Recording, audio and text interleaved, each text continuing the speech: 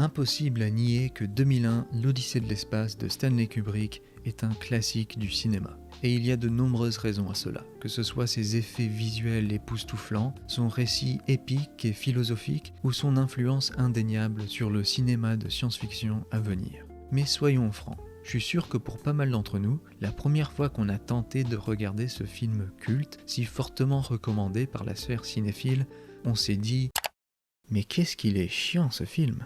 En effet, 2001 n'a rien d'un blockbuster hollywoodien conventionnel. Son récit en 3 parties qui s'étendent sur plusieurs milliers d'années, son rythme très lent et sa fin ambiguë, tous ces éléments rendent le film relativement inaccessible à un public inexpérimenté. Et pour des jeunes cinéphiles qui découvrent à peine un cinéma un peu plus expérimental, il n'y a rien d'étonnant à ce que ce film résulte soit en la plus grande claque cinématographique de leur vie jusque-là, soit la plus grande sieste cinématographique de leur vie. Mais justement, la lenteur de 2001 ne serait-ce pas précisément sa plus grande qualité? Ou du moins, cette lenteur ne serait-elle pas symptomatique de ce qui en fait un grand film? Je pense que oui, et je pense que ça nous en dit long sur les intentions de Kubrick. Qu'est-ce que Kubrick voulait accomplir au juste en insistant autant sur la durée des séquences dans ce film? Personnellement, je pense que la réponse est plutôt simple. C'est l'immersion. Kubrick tente de donner à 2001 un certain niveau de réalisme qui n'est pas souvent présent dans le cinéma de science-fiction et dans le cinéma de genre tout court. Il insiste sur les détails les plus minutieux de ce monde futuriste, au point où une séquence qui, dans les mains de n'importe quel autre réalisateur, deviendrait sûrement une scène d'action remplie de suspense, de cuts rapides et une BO assourdissante, ici se transforme en... ça.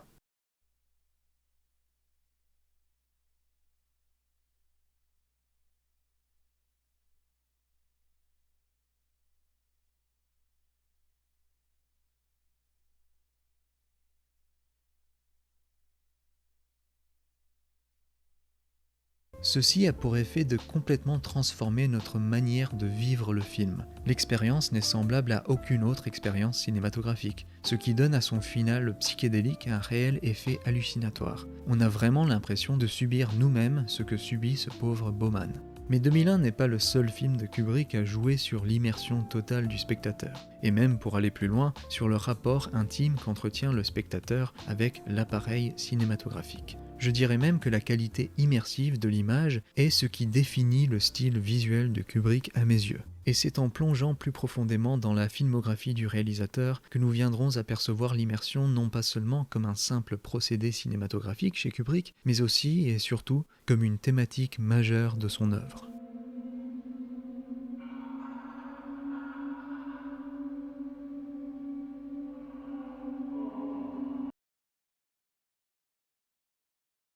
En effet, le style visuel qu'on reconnaît si bien à Kubrick semble se prêter à cet effet d'immersion, notamment par le biais d'un procédé visuel on ne peut plus basique, la perspective linéaire.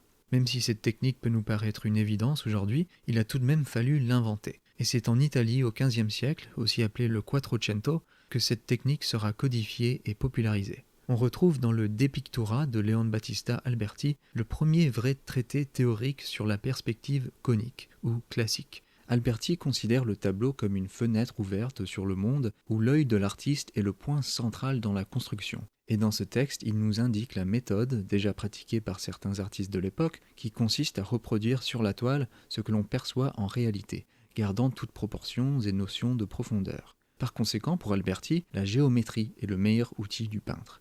Ici, l'art et la science se confondent. En effet, la perspective est une sorte de mathématisation de l'espace représenté. C'est ce que nous dira le théoricien de l'art Erwin Panofsky dans son œuvre majeure « La perspective comme forme symbolique ». Il écrit que la perspective ramène le phénomène artistique à des règles stables, d'exactitude mathématique même. Mais d'un autre côté, elle le fait dépendre de l'homme, dans la mesure où ces règles font référence aux conditions psychophysiques de l'impression visuelle et où les modalités de leur efficacité sont liées à la détermination arbitraire d'un point de vision subjectif. Ce deuxième point est très important, notamment l'idée que ce soi-disant point de vision subjectif serait plus ou moins arbitraire. Parce qu'on est souvent tenté de penser que toute forme artistique tend généralement vers ce genre de vraisemblance esthétique, ce réalisme, et que la perspective en est une manifestation évidente. Mais ce n'est pas forcément le cas.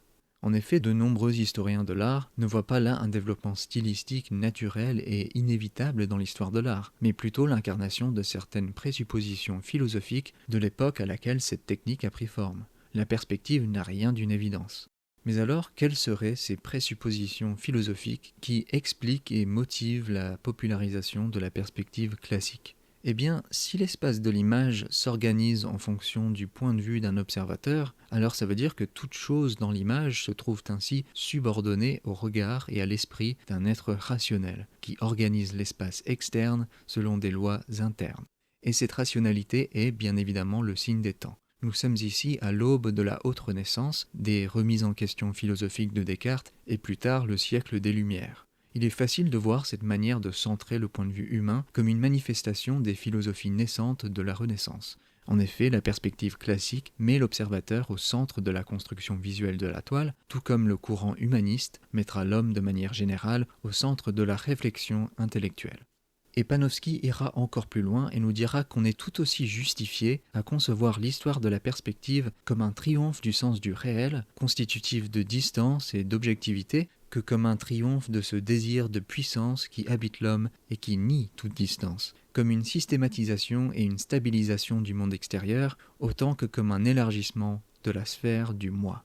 La question fondamentale que pose ici Panofsky, c'est: est-ce que la perspective nous révèle le monde tel qu'il est réellement, suivant des principes scientifiques objectifs, ou est-ce qu'en fait la perspective ne fait que projeter notre rationalité sur le monde extérieur, englobant ainsi la réalité dans notre subjectivité?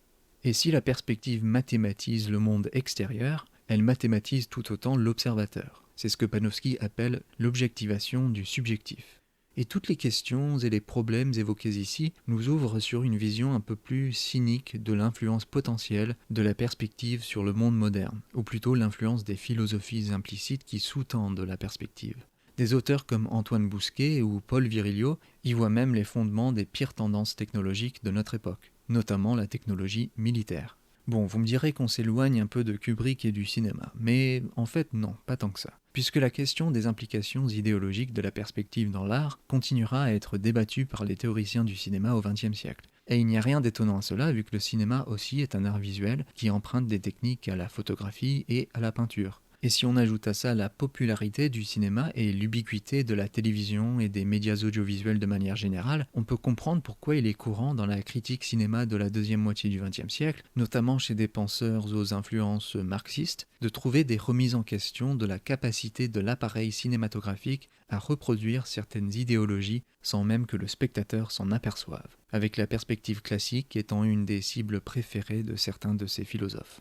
C'est donc tout à fait naturel de se poser la question: est-ce que l'appareil cinématographique est idéologiquement neutre ou est-ce qu'il pose un danger pour le public? Est-ce qu'il nous affecte plus qu'on ne le pense? Ceci peut expliquer pourquoi, chez Kubrick, les qualités immersives de l'image, et donc l'utilisation de la perspective linéaire, nous semblent prendre une connotation plutôt malaisante. Chez Kubrick, l'immersion est toujours suspecte.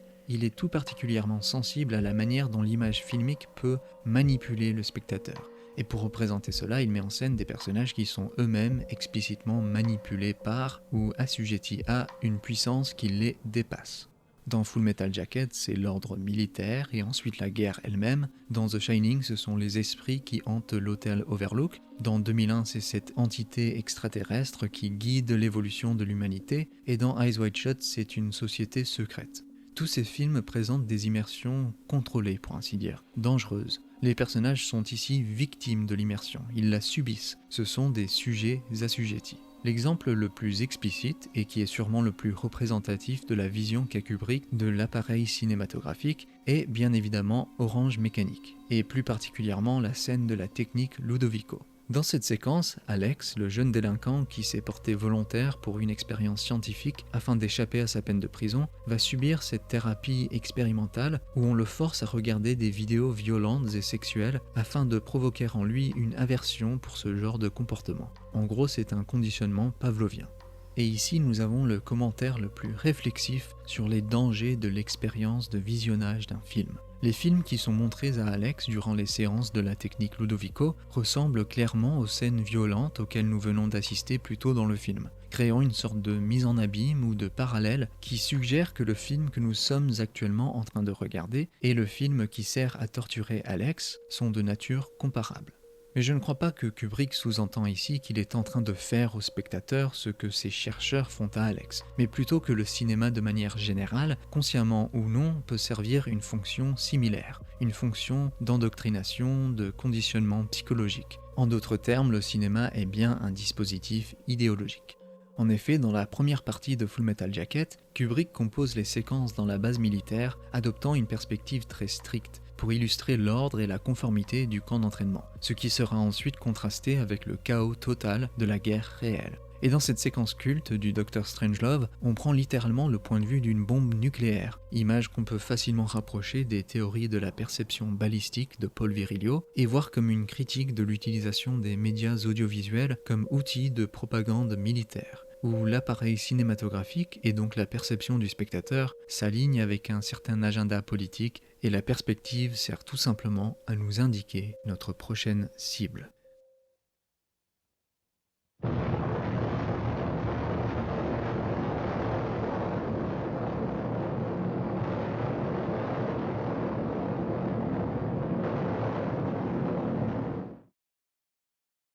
Mais Kubrick ne se contente pas simplement de nous dire que le cinéma n'est pas idéologiquement neutre. Il cherche aussi à nous montrer précisément ce qui arrive au spectateur, au sujet, qui se laisse prendre au jeu, qui se laisse prendre dans l'immersion proposée par le film.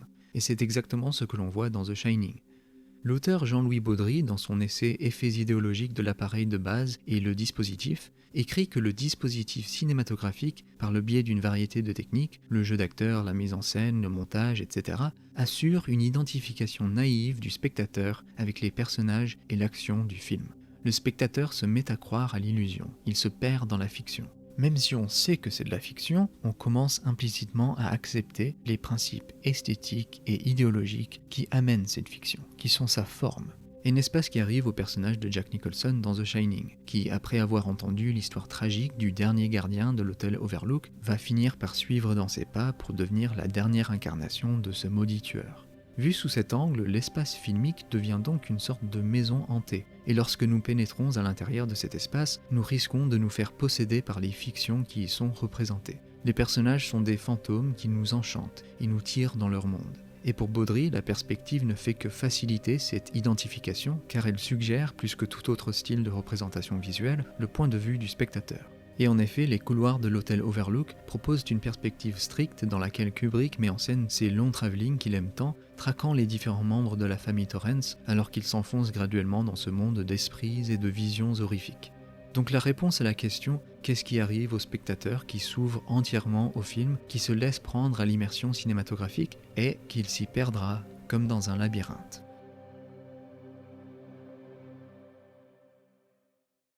Mais si on risque de se perdre dans la fiction risque aussi de faire intrusion dans la réalité. Et je crois que c'est ce que Kubrick essaye de nous montrer dans son dernier chef-d'œuvre, Eyes Wide Shut. De toute l'œuvre de Kubrick, ce film est peut-être celui qui offre la vision la plus étrange et mystique de ce qui nous arrive quand on regarde un film, ou n'importe quelle œuvre d'art d'ailleurs. Le personnage de Tom Cruise, Bill, pense pouvoir s'infiltrer dans cet autre monde. Un monde secret, à l'abri des regards des non-initiés, un monde où s'aventurent les gens qui veulent se livrer à leurs plaisirs les plus charnels en toute discrétion. Et nous aussi, quand on se rend au cinéma, on se croit anonyme. Aux yeux du film, aux yeux des autres spectateurs sûrement, quand les lumières s'éteignent dans cette salle de cinéma, nous sommes tous masqués. Et tout comme le personnage de Tom Cruise qui, après une dispute avec sa femme où celle-ci lui révèle des fantasmes sexuels qui le remplissent de jalousie, part à la recherche de gratification, de vengeance peut-être, de satisfaction de ses désirs les plus bas, nous aussi, peut-être, quand on se rend au cinéma, on s'attend à trouver nos désirs comblés. C'était quoi cette fameuse citation du critique Michel Mourlet, paraphrasée ensuite par Godard ? Le cinéma est un regard qui se substitue au nôtre pour nous donner un monde accordé à nos désirs. Voilà le monde qu'on désire, ou plutôt voilà le monde du désir à l'état brut. Dans la séquence culte de l'orgie de cette société secrète, Kubrick insiste encore une fois sur la perspective des couloirs. La caméra suit Tom Cruise alors qu'il explore le manoir. Et ici, Kubrick se contente de nous montrer ouvertement ce qui s'y passe. C'est une séquence qui repose entièrement sur l'immersion du personnage et par le biais du procédé d'identification du spectateur aussi. Il utilise même un point de vue subjectif pour accentuer encore plus cette immersion. Mais comme nous l'avons vu, le mensonge fondamental de la perspective est qu'elle nous révèle le monde tel qu'il est réellement. En vérité, tout cela n'est qu'une illusion. Et en effet, on en arrive même à se demander si tout cela n'avait pas été entièrement conçu pour Bill, une sorte de spectacle, avec pour but soit de l'effrayer, soit de l'initier, on ne sait pas trop. Et bien sûr, le film lui-même est entièrement illusoire, l'histoire se déroulant à New York, mais le film étant entièrement tourné en Angleterre. Mais bien sûr, la scène la plus importante du film, ou plutôt l'image la plus importante du film, c'est le moment où Bill rentre chez lui et trouve le masque qu'il avait porté à la soirée sur son lit, à côté de sa femme, qui ignore tout de ce qu'il vient d'endurer. Mais pourquoi cette image est-elle si frappante, si bouleversante pour Bill ? Parce qu'elle signale la confusion des deux mondes, le monde secret de la société et de l'orgie, de la petite escapade de Bill, et son monde privé, sa chambre, sa femme, sa famille. C'est l'expression finale de l'intrusion de cet autre monde dans le monde intime de Bill, son monde réel. Et donc ce film met en cause notre désir de nous évader, la possibilité même de s'évader à travers l'art. Tout fantasme a des conséquences. Ce n'est pas un monde à part que l'on visite pour un peu de plaisir, pour ensuite retourner à notre vie quotidienne comme si de rien n'était. On croit pouvoir les garder séparés, ces deux mondes-là, le monde réel et le monde de la fiction, de l'art, du fantasme. On pense en sortir indemne du cinéma, de ce petit divertissement, 2 heures de plaisir simple, vite oublié. Mais Kubrick n'est pas d'accord. Pour lui, le cinéma, et l'art en général peut-être, portent en lui un potentiel plus inquiétant. Et donc nous ferions mieux de nous assurer de bien comprendre comment nous nous en servons de cette technologie, mais aussi et surtout comment elle se sert de nous. Et donc la prochaine fois, quand les lumières se rallumeront et que vous sortirez de la salle, démasqués, n'oubliez pas qu'on laisse toujours une part de nous-mêmes au cinéma.